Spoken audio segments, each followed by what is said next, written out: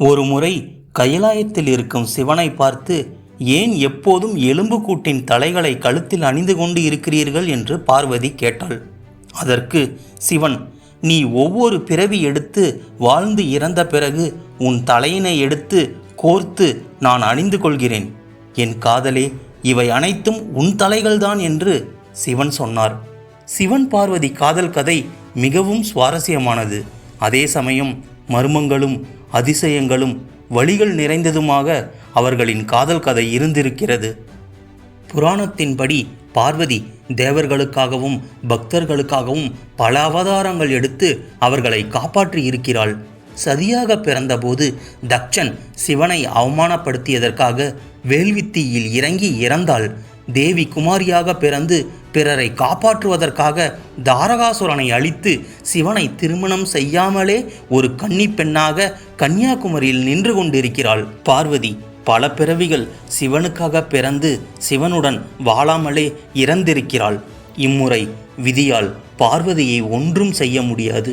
ஏனென்றால் அவள் எடுக்கப் போகும் அவதாரம் மீனாட்சியின் அவதாரம், மதுரை மீனாட்சியின் அவதாரம். வாருங்கள், மீனாட்சியின் கதையை கேட்போம். இது யாக குண்டத்தில் 3 தனங்களுடன் பிறந்த உமாதேவியின் கதை, மதுரையை ஆளும் தடாதகையின் கதை, சிவனை போருக்கு அழைத்த மீன்விழி அரசியின் கதை, பச்சை நிறத்தில் இருக்கும் பார்வதியின் கதை, பாண்டிய நாட்டின் காவல் தெய்வமான பராசக்தியின் கதை, பிரபஞ்சத்தை காக்கும் கள்ளழகரின் தங்கை மரகத வள்ளியின் கதை, சிவனை மாப்பிள்ளையாக மதுரையிலேயே உட்கார வைத்த வீர திருமகள் மதுரை மீனாட்சியின் கதை. வாருங்கள், மீனாட்சியின் கதையை கேட்போம்.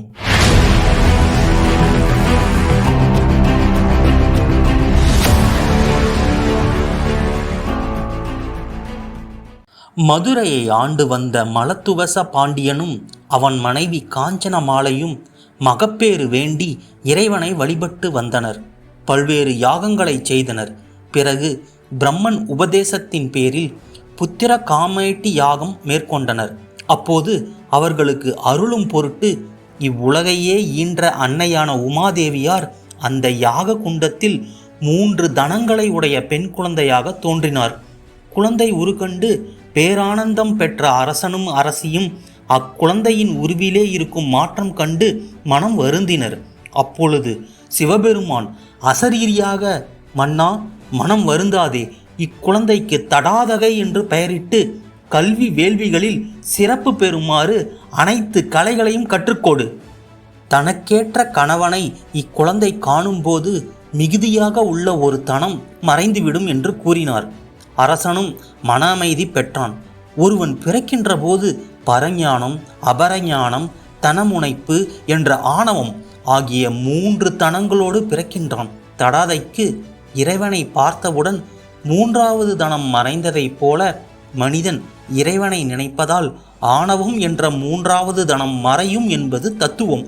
தடாதகை நாளொரு மேனியும் பொழுதொரு வண்ணமுமாக வளர்ந்து கல்வி வேள்விகளில் சிறந்து வீரமிக்கவளாக வளர்ந்தாள்.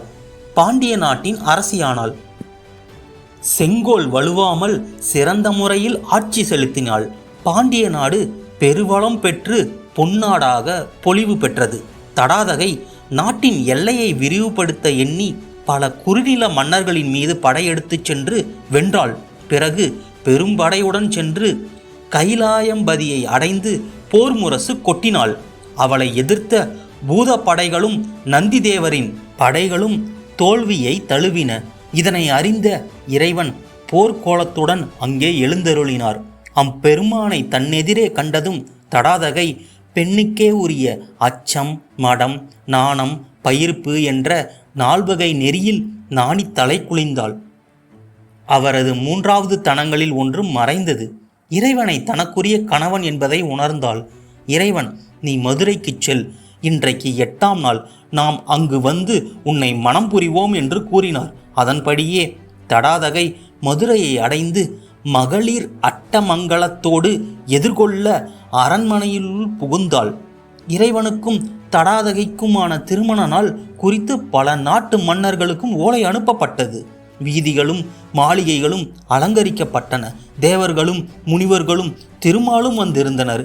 மேலும் பல நாட்டு மன்னர்களும் திரண்டு வந்திருந்தனர். பங்குனி உத்திர பெருநாளில் திருமணத்துக்குரிய நல்ல வேளையில் இறைவன் தடாதகையை மணர்ந்தார். சுந்தர பாண்டியன் எனும் பெயருடன் மதுரையை ஆண்டு வந்தார். அதன் பின்பு முருகனின் அவதாரமாக வந்து தோன்றிய உக்கிர குமார பாண்டியனுக்கு முடிசூட்டிவிட்டு மீனாட்சி சுந்தரேஸ்வரராக இறை வடிவமாயினார் என்பது வரலாறு. மீனை ஒத்த கண்களை உடைய தடாதகை பிராட்டியே மீனாட்சி அம்மை என்ற பெயருடன் கோயில் கொண்டு விளங்குகின்றார். மீனாட்சி அம்மனின் சிலையானது மரகத கல்லால் ஆனது என்று பரவலாக நம்பப்படுகிறது. இதனால்தான் அன்னைக்கு மரகதவள்ளி என்ற பெயரும் உண்டு. இச்சிலையில் இருந்து ஒரு விதமான தெய்வீக அதிர்வலைகள் வெளிப்படுவதாகவும் அந்த சிலைக்கு பின்னால் ஒரு அபூர்வமான சக்தி மையம் இருப்பதாகவும் ஆகம வல்லுநர்கள் கூறுகிறார்கள். கோவிலின் மூலவரான சுந்தரேஸ்வரர் மனிதர்களால் உருவாக்கப்பட்டவர் அல்ல. இது ஒரு சுயம்பு லிங்கம். புராணங்களின்படி இந்திரன் தனது பாவங்களை போக்கிக் கொள்ள பூலோகம் வந்தபோது கடம்ப வனத்தில் இந்த பொற்றாமரை குளத்தை கண்டெடுத்து அங்கிருந்து லிங்கத்தை முதலில் வழிபட்டதாக கூறப்படுகிறது. கோவிலின் நுழைவாயிலில் உள்ள அஷ்ட சக்தி மண்டபத்தில் மீனாட்சி அம்மனின் பிறப்பு முதல் திருமணம் வரையிலான கதைகள் சிற்பங்களாக வடிவமைக்கப்பட்டுள்ளன. மீனாட்சி அம்மன் பிறக்கும்போது அவருக்கு 3 மார்பகங்கள் இருந்ததாக புராணம் கூறுகிறது. அவர் தனது எதிர்கால கணவரான சிவபெருமானை சந்தித்த போதுதான் அந்த 3வது மார்பகம் தானாகவே மறைந்தது என்பது நாம் அறிந்த வரலாறு. அவர் கைலாயத்தில் சிவனை சந்தித்த அந்த நொடியே அது மறைந்தது என்பது சுவாரஸ்யம். மதுரையில் சித்திரை திருவிழாவின் போது அம்மனுக்கு பட்டாபிஷேகம் நடக்கும். அதன் பிறகு 4 மாதங்களுக்கு மதுரையில் மீனாட்சி அம்மன் தான் அரசி. அந்த 4 மாதங்களுக்கும் மதுரையின் ஆட்சி அதிகாரம் அம்மனிடமே இருப்பதாக கருதப்படுகிறது. அதன் பின்னரே சுவாமிக்கு பட்டாபிஷேகம் நடைபெறும். கோவிலின் உள்ளே இருக்கும் பொற்றாமரை குளம் பல புதிர்களை கொண்டது. பழங்காலத்தில் ஒரு இலக்கிய படைப்பு தரமானதுதானா என்பதை சோதிக்க அந்த நூலை இந்த குளத்தில் போடுவார்களாம். அது தரமானதாக இருந்தால் குளத்தில் மிதக்கும், இல்லையென்றால் மூழ்கிவிடும். இந்த குளத்தில் மீன்கள் வாழ்வதில்லை என்பது ஒரு விசித்திரமான உண்மை. மதுரைக்கு தூங்காத நகரம் என்ற பெயர் வந்ததற்கு பின்னால் இந்த கோவிலும் ஒரு காரணம். இரவு பள்ளியறை பூஜை முடிந்து அன்னை ஓய்வெடுக்க சென்றாலும் மதுரையின் காவல் தெய்வமாக அம்மன் எப்போதும் விழித்திருப்பதாக மக்கள் நம்புகிறார்கள்.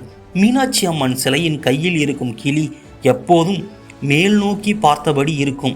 இது நம்மை போன்ற சாதாரண மனிதர்களின் ஆத்மா இறைநிலையை அடைய வேண்டும் என்ற தத்துவத்தை உணர்த்துகிறது. கோவிலின் தரைப்பகுதி முழுவதும் செவ்வக வடிவக பாறைகளால் மூடப்பட்டுள்ளது. ஆனால் குறிப்பிட்ட சில இடங்களில் மட்டும் தாமரை மலர் செதுக்கப்பட்ட சதுர வடிவ கற்கள் இருக்கும். இந்த கற்களின் மீது தட்டினால் மற்ற இடங்களைப் போலின்றி பொலபொலவென சத்தம் கேட்கும். இவை நிலத்தடி சுரங்க பாதைகளுக்கோ அல்லது இரகசிய கருவூலங்களுக்கோ செல்லும் நுழைவாய்களாக கூட இருக்கலாம் என்று ஆய்வாளர்கள் கருதுகிறார்கள். சுவாமி மற்றும் அம்மன் சன்னதிகளுக்கு இடைப்பட்ட கூரையில் ஒரு லிங்கத்தின் ஓவியம் உள்ளது. இதன் அதிசயம் என்னவென்றால், நீங்கள் அந்த ஓவியத்தை எந்த திசையில் நின்று பார்த்தாலும் லிங்கத்தின் ஆவுடையார் உங்கள் பக்கமே திரும்புவது போல தோன்றும். இது 3D தொழில்நுட்பம் இல்லாத காலத்திலேயே தமிழர்கள் வரைந்த ஓர் அதிசய ஓவியம். உலகில் உள்ள அனைத்து நீர்நிலைகளிலும் மீன்கள் இருக்கும். ஆனால் கோவிலின் உள்ளே இருக்கும் பொற்றாமரை குளத்தில் மீன்கள் வளர்வதில்லை. புராணப்படி ஒரு தவளைக்கு சிவன் கொடுத்த வரத்தினால் அந்த குளத்தில் மீன்கள் உயிர் வாழ்வதில்லை என்று கூறப்படுகிறது.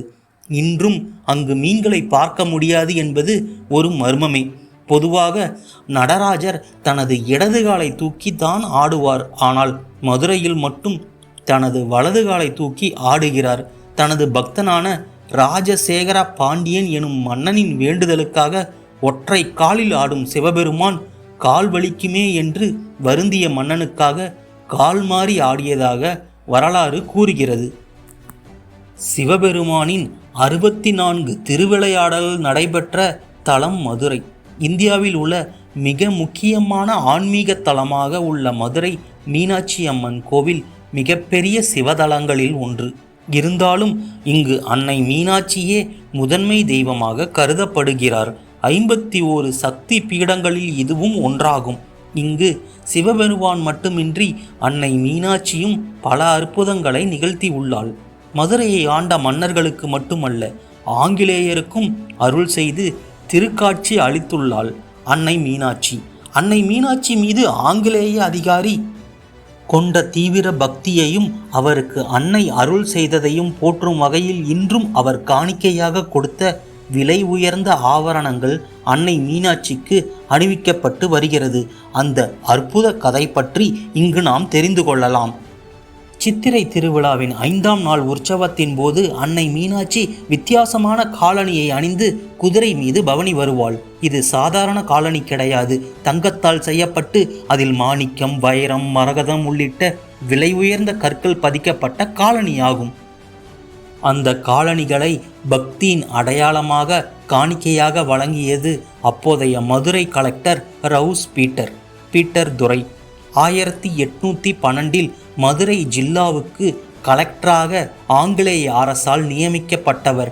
அப்போதெல்லாம் மதுரை கலெக்டர் தான் மதுரை மீனாட்சி அம்மன் கோவிலுக்கும் தக்கார். கோவில் தக்காரின் பணி என்னவென்றே முதலில் தெரியாமல் திணறி போனார் பீட்டர்.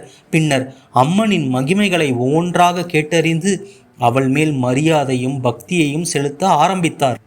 தினமும் குதிரையில் ஏறி மீனாட்சி அம்மன் கோவிலை வலம் வந்த பிறகே தான் தன்னுடைய தினசரி பணிகளை தொடங்குவார். குதிரையில் கோவிலை வலம் வந்தாலும் மீனாட்சி அம்மன் சன்னதி அமைந்திருக்கும் கிழக்கு கோபுரத்திற்கு முன் வந்ததும் குதிரையில் இருந்து இறங்கி விடுவார். தன் ஷூக்களை அகற்றிவிட்டு அனலாய் சுடும் அந்த கற்கரையில் வெறும் பாதங்களில் நின்று மீனாட்சியை வணங்குவார்.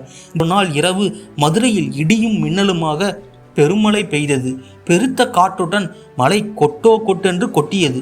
வெள்ளத்தினால் மதுரைக்கும் மக்களுக்கும் பெரிய இடையூறு வருமே என்று கவலையுடன் உறக்கம் வராமல் கட்டிலில் புரண்டு கொண்டிருந்தார் பீட்டர் துரை.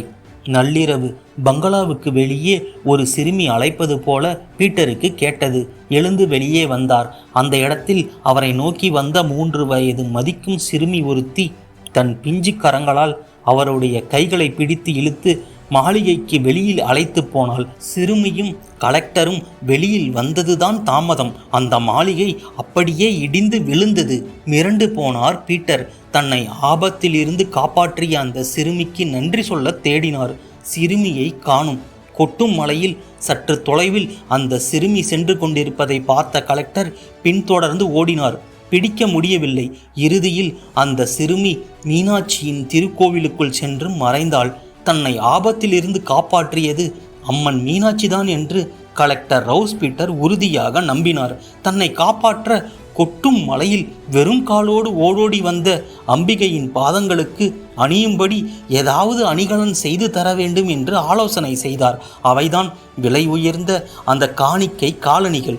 நன்றியுணர்வின் அடையாளமாக அவர் மீனாட்சிக்கு காணிக்கையாக அளித்த ஒரு தங்க ஷூவின் எடை 28 தோளாக்கள். ஒரு தோளா தங்கம் தோராயமாக 12 கிராம். இதுபோக 412 சிவப்பு கற்கள், 72 மரகதங்கள், 80 வைரங்கள் மற்றும் பூனைக்கண் முத்துக்கள் சபையர் என்று நவரத்தினங்கள் காலணிகளை அலங்கரிக்கின்றன. அம்மனை தவிர அந்த நாட்களில் மதுரையில் குதிரை வலம் வருபவர் பீட்டர் மட்டும்தான். திருவிழா சமயத்தில் குதிரையில் மதுரையை வலம் வரும் அம்மன் சேணம் இல்லாததால் நிலைத்து நிற்க முடியாமல் சிரமப்படுவதாக அவரின் பக்தி கண்களுக்கு பட்டது. நவரத்தினங்களால் இழைக்கப்பட்ட 2 தங்க சேணங்களையும் செய்து அவற்றையும் அம்மனுக்கே காணிக்கையாக சமர்ப்பித்தார். இன்றைக்கும் சித்திரை திருவிழாவின் 5வது நாளில் மீனாட்சி அம்மன் தங்க குதிரையில் இந்த விசித்திரமான அணிகலன்களை பூட்டி புன்னகையுடன் மாசி வீதிகளை சுற்றி வருகிறாள். அது மட்டுமல்ல, அன்னை மீனாட்சி மீது தீராத பக்தி கொண்ட பீட்டர் மீனாட்சி நடக்கும்போது தன் மேல் நடந்து போவதாக இருக்கட்டும் என்று சொல்லி காலணிகளுக்கு அடிப்பாகத்தில் தன் பெயர் எழுத சொல்லிவிட்டார். பீட்டர் தன்னுடைய பதவி காலம் முடிந்த பிறகும் மீண்டும் இங்கிலாந்துக்கு திரும்பவில்லை. தனது கடைசி நாட்களை மதுரையில்தான் கழித்தார். மதுரையிலேயே காலமான அவரது உடல் மதுரை மேல ஆவணி மூல வீதியில் செயின்ட் ஜார்ஜ் தேவாலயத்தில் அடக்கம் செய்யப்பட்டுள்ளது. பீட்டரின் கல்லறை தேவாலயத்தின் பலிபீடத்தின் அடியில் உள்ள ஒரு பாதாள அறையில் அமைந்துள்ளது. அந்த அறையில் அவரது இறுதி விருப்பப்படி அவரது முகம் மீனாட்சி அம்மனின் கோயிலை நோக்கி இருக்குமாறு வைத்து அடக்கம் செய்யப்பட்டுள்ளது. மீனாட்சி அம்மன் திருக்கோயில் என அழைக்கப்படும் அருள்மிகு மீனாட்சி சுந்தரேஸ்வரர் திருக்கோயிலானது கோயில் நகரமாம் மதுரையில் வைகை ஆற்றின் தென்கரையில் அமைந்துள்ளது. இத்திருக்கோயிலின் மூலவர்கள் பார்வதியின் அம்சமான அருள்மிகு மீனாட்சி மற்றும் சிவனின் அம்சமான அருள்மிகு சுந்தரேஸ்வரர். இத்திருக்கோயில் கால தொன்மை வாய்ந்ததும் சங்க இலக்கியங்களில் குறிப்பிடப்பட்டுள்ளதுமான மதுரை மாநகரத்தின் மையப்பகுதியில் அமைந்துள்ளது. இத்திருக்கோயிலின் தெய்வங்கள் 6ஆம் நூற்றாண்டின் இலக்கியங்களில் புகழப்பட்டுள்ளனர். மீட்டுருவாக்கம் செய்யப்பட்டுள்ள இத்திருக்கோயில் வளாகமானது சராசரியாக 45 முதல் 50 மீட்டர்கள் உயரம் கொண்ட 14 கோபுரங்களால் சூழப்பட்டுள்ளது. இதில் தெற்கு கோபுரம் மட்டுமே 51.9 மீட்டர்கள் உயரத்துடன் மிக உயர்ந்த கோபுரமாக திகழ்கிறது. இத்திருக்கோயில் வளாகமானது சிற்பங்கள் நிறைந்த தூண்களை கொண்ட மண்டபங்களான ஆயிரங்கால் மண்டபம், கிளிக்கூண்டு மண்டபம், கொலு மண்டபம் மற்றும் புது மண்டபம் ஆகியவற்றை உள்ளடக்கியுள்ளது. ஒவ்வொரு ஆண்டும் இத்திருக்கோயிலில் நடைபெறும் வருடாந்திர மிக பெரும் திருவிழாவான மீனாட்சி திருக்கல்யாணம் மற்றும் தேர் திருவிழாவின் போது 10 லட்சம் பக்தர்கள் உணர்வு பூர்வமாக பங்கேற்கின்றனர். இத்திருவிழா தமிழாண்டின் சித்திரை மாதத்தில் நடைபெறுகிறது. இத்திருக்கோயிலுக்கு 5 நுழைவாயில்கள் உள்ளன. இத்திருக்கோயில் கிழக்கு மேற்காக 847 அடி நீளமும் தெற்கு வடக்காக 792 அடி நீளமும் கொண்ட பரப்பளவில் பறந்து விரிந்துள்ளது. இத்திருக்கோயிலின் திருமதிலுக்குள் அமையப்பெற்றுள்ள ஆடி வீதிகளானவை கிழக்கு மேற்காக 830 அடி நீளமும் தெற்கு வடக்காக 730 அடி நீளமும் கொண்டுள்ளன. இத்திருக்கோவிலின் உள்ளே அமையப்பெற்றுள்ள பொற்றாமரை குளத்தின் நீரை அமாவாசை, தமிழ் மாதத்தின் முதல் நாள், கிரகண காலங்கள் மற்றும் முக்கிய திருநாட்களில் அணுகும் பேறு பெற்றவர்கள் அத்தகைய தினங்களில் இத்திருக்கோவில் இறைவன் மற்றும் இறைவியை வழிபட்டால் அவர்கள் வாழ்வில் பெற துடிக்கும் அனைத்து வெற்றிகளையும் பெறுவார்கள் என்கிற நம்பிக்கை நிலவுகிறது. இத்திருக்கோயிலை சுற்றி 4 திசைகளிலும் பிரம்மாண்டமாக 4 ராஜகோபுரங்கள் அமைந்துள்ளன. சுவாமி சன்னதியில் 5 சிறு கோபுரங்களும், அம்மன் சன்னதியில் 3 சிறு கோபுரங்களும், அம்மன் மற்றும் சுவாமி சன்னதிக்குள் மேலே பொன்னால் வேயப்பட்ட விமானங்களும் அழகுற அமைந்துள்ளன. இத்தலத்தின் வரலாறு தனிப்பெருமை வாய்ந்ததாகும். தெய்வ மணங்கமலும் தேவார திருப்பதிகங்களில் இடம்பெற்றுள்ள 274 தலங்களில் இதுவும் ஒன்று. முழுமுதற் கடவுளாகிய சிவபெருமான் அருளுரு கொண்டு 64 திருவிளையாடல்களை செய்தருளிய பெருமை வாய்ந்த இத்தலத்தின் வரலாறு படிப்போர் இன்புறும் வண்ணம் அமைந்துள்ளது. முற்காலத்தில் மதுரையும் அதை சுற்றியுள்ள பகுதிகளும் கடம்ப மரங்கள் நிறைந்த காடாக இருந்தன.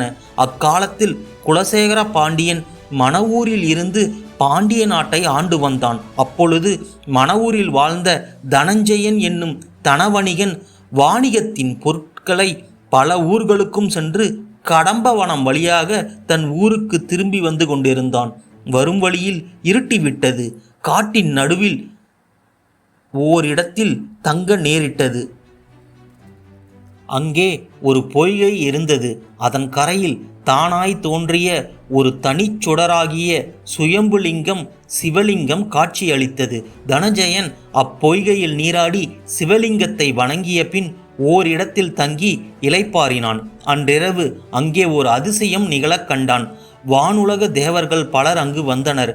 4 யாமங்களிலும் அச்சிவலிங்கத்திற்கு முறையாக பூஜைகள் செய்து வழிபட்டனர். ஆடலும் பாடலும் சிறப்பாக நடைபெற்றன. இக்காட்சியை கண்ட தனஞ்சயன் மறுநாள் காலை மணவூர் சென்றதும் குலசேகர பாண்டிய மன்னனிடம் தான் கண்டவற்றை எடுத்துரைத்தான். பாண்டியன் கனவில் சித்தர் வடிவில் அன்று இரவே சிவபெருமான் தோன்றி, பாண்டிய மன்னா, யாம் எழுந்தருளியிருக்கும் கடம்பவனத்தை திருத்தி நாடாக்குக என கூறி மறைந்தார். அக்கடமையை ஏற்று குலசேகரன் கடம்பவனத்தில் காட்சி தந்த சிவலிங்கத்திற்கு ஒரு மாபெரும் ஆலயத்தை எழுப்பினான். அதை சுற்றிலும் அகன்ற வீதிகளும் மணிமாடங்களும் நிறைந்த அழகிய திருநகர் ஒன்றை அமைத்தான். இவ்வரலாற்றின் அடையாளமாக இன்றும் திருக்கோயிலின் வடக்கு சுற்றில் கடம்ப மரம் ஒன்று காட்சியளிக்கின்றது. மேலும் இத்தலம் இலக்கியங்களில் கடம்பவனம் என்றே குறிப்பிடப் பெறுகின்றது. பாண்டிய மன்னர் பலர் பற்பல காலங்களில் புகழுடன் அரசாண்டனர். கொற்கை பாண்டியன், இளம்பெருவழுதி, அறிவுடைய நம்பி, நெடுஞ்செழியன், நன்மாறன், உக்கிர பெருவழுதி முதலியோர் கடைச்சங்க காலத்தில் திகழ்ந்த பாண்டியர்கள். மேலும் சுந்தர பாண்டியன், பராக்கிரம பாண்டியன், குலசேகர பாண்டியன், அதிவீரராம பாண்டியன், வாதுங்கராம பாண்டியன் முதலியோரும் சிறப்புடையோராக ஆட்சி நடத்தி வந்தனர். பாண்டியன் நெடுஞ்செழியன் காவிரி பூப்பட்டினத்து வணிகனான கோவலனை கள்வன் என்று கருதி ஆராயாது கொலை புரிந்து பின்பு உண்மை உணர்ந்து உயிர் துறந்தான். சமண மதத்தைச் சார்ந்த கூன்பாண்டியன் சைவனானான். 14ஆம் நூற்றாண்டில் மாலிக் கபூர் படையெடுத்து வந்து கோயில் சிற்பங்கள், ஓவியங்கள் முதலியவற்றை தகர்த்து சிதைவுபடுத்தினான். கிபி 1559 சோழ மன்னன் ஒருவன் பாண்டிய நாட்டின் மீது படையெடுத்து வந்து மதுரையை கைப்பற்றி கொண்டான்.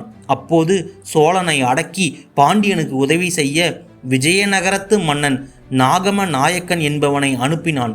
நாகம நாயக்கன் சோழனை அடக்கினானே அரசாளத் தொடங்கினான். பிறகு அவன் மகன் விஸ்வநாத நாயக்கன் தந்தையுடன் போர் செய்து அவனை சிறைப்படுத்திதானே அரசரானான். கிபி 1559 முதல் ஆளத் தொடங்கினான். நாயக வம்சத்து அரசர்களில் இவனே முதல்வன் ஆவான். இவனுடைய தலகர்த்தன, அரிநாத முதலியவன் விஸ்வநாத நாயக்கன் காலத்தில் பழைய கோட்டைகளும் மதில்களும் அழிக்கப்பட்டு புதிய கட்டிடங்கள் கட்டப்பெற்றன. ஆயிரங்கால் மண்டபமும் இவன் காலத்தில் அரியநாத முதலியால் கட்டப்பெற்றது. மதுரை மீனாட்சி அம்மன் கோவிலில் இருந்த இதுவரை படிக்கப்படாத 400க்கும் மேற்பட்ட கல்வெட்டுகளை தற்போது ஆய்வாளர்கள் படியெடுத்து படித்துள்ளனர். இந்த கல்வெட்டுகள் கோவில் குறித்த பல அரிய தகவல்களை தருவதாக சொல்கிறார்கள் ஆய்வாளர்கள். தற்போதுள்ள மீனாட்சி அம்மன் கோவில் 13ஆம் நூற்றாண்டில் கட்டப்பட்டிருக்கலாம் என்றும் அம்மனின் பெயர் திரு காமக்கோட்டம் உடைய ஆளுடைய நாச்சியார் என்றே வழங்கப்பட்டது என்றும் அந்த கோவிலில் இருந்த பாண்டிய மன்னர் கால கல்வெட்டுகளில் இருந்து தெரிய வந்திருக்கிறது. மதுரை மீனாட்சி அம்மன் கோவிலில் உள்ள கல்வெட்டுகள் அனைத்தையும் படியெடுத்து அவற்றை வாசித்து பதிப்பிக்க கோவில் நிர்வாகத்தின் சார்பில் சமீபத்தில் முடிவெடுக்கப்பட்டது. அதன்படி இந்த பணிகள் தொல்லியலாளரான சி. சாந்தலிங்கத்திடம் விடப்பட்டது. மீனாட்சி அம்மன் கோவிலில் இருந்த கல்வெட்டுகளில் 60 கல்வெட்டுகளை ஏற்கனவே இந்திய தொல்லியத்துறை படியெடுத்து புதுப்பித்துள்ளது. தற்போது சி. சாந்தலிங்கம் தலைமையிலான அணியினர் இதுவரை வாசிக்கப்படாத 410 கல்வெட்டுகளை கோவிலில் கண்டறிந்து படித்துள்ளனர்.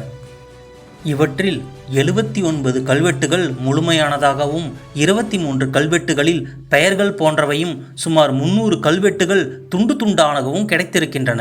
கோவிலில் பயன்படுத்தப்படும் திருவாச்சி விளக்கு, பாத்திரங்கள் போன்றவற்றிலும் சில பெயர்கள் கண்டறியப்பட்டுள்ளன. படிக்கத்தக்க வகையில் இருந்த 79 கல்வெட்டுகளில் 78 கல்வெட்டுகள் தமிழில் இருந்தன. ஒரே ஒரு கல்வெட்டு கிராந்த எழுத்துக்களை பயன்படுத்தி சமஸ்கிருதத்தில் எழுதப்பட்டிருந்தது. கோவிலில் இருந்த கம்பத்தடி மண்டபம் கட்டப்பட்டது தொடர்பான கல்வெட்டு தமிழிலும் தெலுங்கிலும் எழுதப்பட்டிருந்தது. மீனாட்சி அம்மன் கோவிலை பொறுத்தவரை தற்போதைய முழுமையான அமைப்பு என்பது நாயக்கர் காலத்தில் எட்டப்பட்டது. ஆனால் பல நூறு ஆண்டுகளுக்கு முன்பிருந்தே நகரின் மையப்பகுதியில் கோவில் இருந்து வந்துள்ளது. கிழக்கு கோபுரத்தின் 2வது தளத்தில் சில கல்வெட்டுகள் கிடைத்தன. அவை மாரவர்மன் குலசேகரனுடைய காலத்தைச் சேர்ந்தவை என கண்டுபிடிக்கப்பட்டது. இந்த கல்வெட்டுகளின்படி கோவில் கட்டப்பட்டு 100 ஆண்டுகளுக்குள்ளாகவே, அதாவது 1250ஆம் ஆண்டு வாக்கில் மிகப்பெரிய சேதத்தை சந்தித்திருக்கிறது. கற்பகிரகம், 7 நிலை கோபுரம், ஆடவல்லான் சன்னதி போன்றவை அழிந்து மீண்டும் கட்டப்பட்டுள்ளன என்ற செய்தி கல்வெட்டில் கிடைத்திருக்கிறது. கிபி 1190 முதல் 1216 வரை மதுரையை ஆண்ட பாண்டிய மன்னனான ஜடாவர்மன் குலசேகர பாண்டியனின் காலத்தில்தான் இந்த கோவில் கல்லால் கட்டப்பட்டது. ஆனால் அந்த கோவில் ஏதோ காரணத்தால் அழிந்துவிட அவனுக்கு பின் வந்த 2ஆம் மாரவர்மன் சுந்தர பாண்டியனால் கோவில் புதுப்பிக்கப்பட்டது. ஆயிரங்கால் மண்டபத்தில் உள்ள தூண்களை தட்டினால் 7 ஸ்வரங்கள் ஒலிக்கும். இது அந்த காலத்து சிற்பிகளின் அபாரமான ஒளியியல் அறிவை காட்டுகிறது. மேலும் இந்த மண்டபத்தின் எந்த மூலையில் நின்று பார்த்தாலும் தூண்கள் ஒரே நேர்கோட்டில் அமைந்திருப்பது போன்ற ஒரு மாயையை ஏற்படுத்தும் வகையில் இது வடிவமைக்கப்பட்டுள்ளது. 33,000 சிலைகள் ஒரு கோவில் வளாகத்திற்குள் இருப்பது உலக அதிசயங்களில் ஒன்று. சில ஆய்வாளர்களின் கூற்றுப்படி இந்த கோவிலின் சில கோபுரங்களில் நிழல் தரையில் விழுவதில்லை என்று கூறப்படுகிறது. கோவிலின் ஒட்டுமொத்த வரைபடம் விண்வெளியில் உள்ள ஒரு விண்மீன் மண்டலத்தில் அமைப்போடு ஒத்துப்போவதாக சில நவீன ஆராய்ச்சியாளர்கள் கருதுகின்றனர். மீனாட்சி அம்மனின் வலது கையில் ஒரு கிளி அமர்ந்திருக்கும். இந்த கிளிக்கு தனியாக ஒரு ரகசியம் உண்டு. பக்தர்களின் கோரிக்கைகளை மீனாட்சி அம்மனிடம் இந்த கிளிதான் கொண்டு சேர்க்கிறது என்பது ஐதீகம். மதுரை மீனாட்சி அம்மன் சிலை பல ஆண்டுகள் மறைத்து வைக்கப்பட்டிருந்த கதை தமிழக வரலாற்றில் மிகவும் சோகமான மற்றும் எழுச்சியூட்டும் ஒரு அத்தியாயம். இது 14ஆம் நூற்றாண்டில் நடந்த இஸ்லாமிய படையெடுப்புகளின் போது நிகழ்ந்தது. டெல்லி சுல்தான் அலாவுதீன் கில்ஜியின் தளபதி மாலிக் கபூர் தென்னிந்தியாவின் மீது படையெடுத்து வந்தபோது மதுரையையும் தாக்கினான். கோவிலின் செல்வங்கள் கொள்ளையடிக்கப்பட்டன. இந்த இக்கட்டான சூழ்நிலையில் மூலவர் சிலையை காக்க அந்த காலத்து சிவாச்சாரியர்கள் ஒரு இரகசிய திட்டத்தை தீட்டினார்கள். அம்மன் சிலையை உடைக்கவோ அல்லது எடுத்துச் செல்லவோ கூடாது என்பதற்காக அர்ச்சகர்கள் மூலவர் சிலைக்கு முன்பாக ஒரு கல் சுவரை எழுப்பினார்கள். அந்த சுவருக்கு வெளியே ஒரு போலி சிலையை வைத்து அதுதான் உண்மையான சிலை என்பது போல காட்டினார்கள். படையெடுப்பாளர்கள் அந்த போலி சிலையையும் கோவிலின் பிற பகுதிகளையும் சேதப்படுத்தினர். ஆனால் அந்த கல் சுவருக்கு பின்னால் உண்மையான மீனாட்சி அம்மன் சிலை பாதுகாப்பாக இருந்தது. படையெடுப்பை தொடர்ந்து மதுரையில் சுல்தான்களின் ஆட்சி ஏற்பட்டது. சுமார் 48 ஆண்டுகள் மீனாட்சி அம்மன் கோவில் வழிபாடின்றி பூட்டப்பட்டு கிடந்தது. கோவிலின் உள்ளே காடுகள் வளர்ந்து வௌவால்கள் வசிக்கும் இடமாக மாறியது. ஆனால் அந்த இரகசிய சுவருக்கு பின்னால் அம்மன் சிலை அசைக்கப்படாமல் அப்படியே இருந்தது. விஜயநகர பேரரசின் இளவரசர் குமார கம்பண்ணா மதுரையை சுல்தான்களிடமிருந்து மீட்க படையெடுத்து வந்தார். இதை அவரது மனைவி கங்காதேவி மதுரா விஜயம் என்ற நூலில் விவரித்துள்ளார். மதுரையை கைப்பற்றிய பிறகு அவர் கோவிலை திறந்து பார்த்தபோது அர்ச்சகர்கள் மறைத்து வைத்திருந்த அந்த இரகசிய சுவரை கண்டுபிடித்தனர். சுவரை இடித்து பார்த்தபோது சுமார் 48 ஆண்டுகளாக எவ்வித பராமரிப்பும் இன்றி இருந்த அம்மன் சிலை அன்றுதான் பூசை செய்தது போல் வாடாத மலர்களுடனும் எரியும் விளக்குடனும் அப்படியே இருந்ததாக ஒரு வரலாற்று செய்தி உண்டு. இன்றும் மீனாட்சி அம்மன் கோவிலின் கருவறைக்குள் இருக்கும் அந்த மூலவர் சிலைதான் அன்று அர்ச்சகர்களால் உயிரை பணயம் வைத்து பாதுகாக்கப்பட்ட அந்த பழமையான சிலை. சுல்தான்களால் சேதப்படுத்தப்பட்ட சிவலிங்கம் மற்றும் சில அடையாளங்கள் இன்றும் கோவிலின் சில பகுதிகளில் சாட்சியாக வைக்கப்பட்டுள்ளன. இந்த சம்பவம் மதுரையின் மீதும் மீனாட்சியின் மீதும் மக்கள் வைத்திருந்த அசைக்க முடியாத பக்திக்கு ஒரு மிகப்பெரிய வரலாற்று சான்றாகும். மதுரை மீனாட்சி அம்மன் கோவில் சித்திரை திருவிழா என்பது உலக புகழ்பெற்ற ஒரு கலாச்சார பெருவிழா. இது சைவ மற்றும் வைணவ சமயங்களை இணைக்கும் ஒரு உன்னத விழாவாக கருதப்படுகிறது. இந்த விழா 2 முக்கிய புராண நிகழ்வுகளை அடிப்படையாக கொண்டது. மதுரையை ஆண்ட மீனாட்சி அம்மனுக்கும் சிவபெருமானான சுந்தரேஸ்வரருக்கும் நடக்கும் திருமண நிகழ்வு. மீனாட்சியின் சகோதரரான கள்ளழகர் தன் தங்கையின் திருமணத்தை காண அழகர் மலையிலிருந்து மதுரைக்கு வருவார். ஆனால் அவர் வருவதற்குள் திருமணம் முடிந்து விடுவதால் அவர் வைகை ஆற்றில் இறங்கி திரும்புவார்.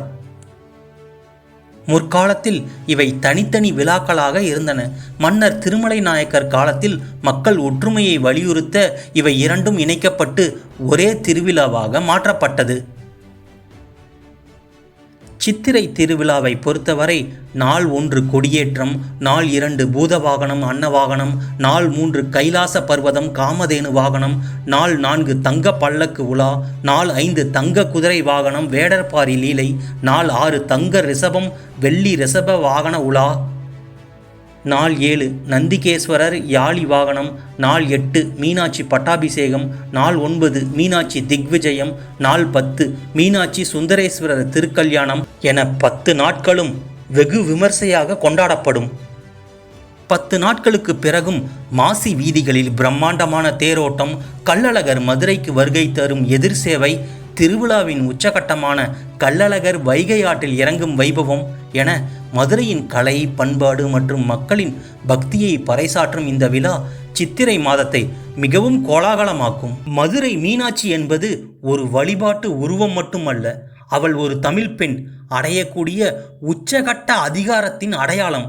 அவள் கையில் இருக்கும் கிளி பக்தர்களின் வேண்டுதல்களை கேட்கிறது.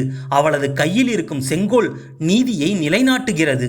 மதுரையில் சிவம் என்பது அமைதி என்றால் சக்தி என்பது இயக்கம். அவள் காலத்தை கடந்த ஒரு காவிய தலைவி, தமிழர்களின் கலாச்சார வேர், தன்னை சரணடையும் பக்தர்களை பாதுகாக்கும் பிரபஞ்சத்தின் தாய் பராசக்தியின் வெற்றி வடிவமே அன்னை மீனாட்சி.